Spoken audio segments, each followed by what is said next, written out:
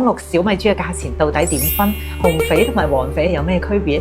其他顏色嘅珠鏈佢嘅價位又去到邊度？今日錢呢就一條視頻用我哋自己嘅貨話俾大家聽。首先滿綠嘅小米珠基本上都係幾千蚊以上噶啦。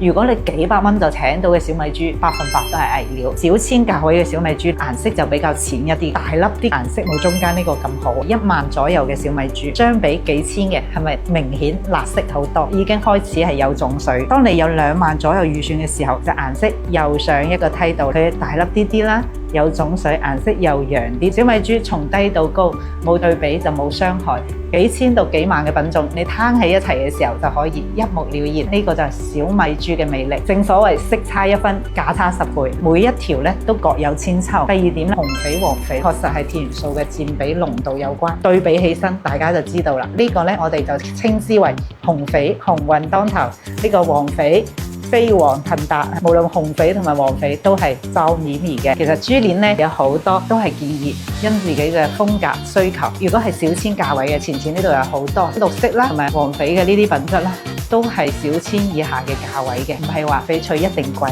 好多時都係豐儉由人。其他顏色其實仲係好多嘅，小價位咧有時亦都可以帶出啱自己嘅一種風格同埋品質。嗱，呢一手咧都係1000左右嘅預算，放漏俾大家，每一條都唔同啊！如果中意嘅朋友，不妨喺後台同錢多啲交流一下，關注錢請翡翠，唔踩坑。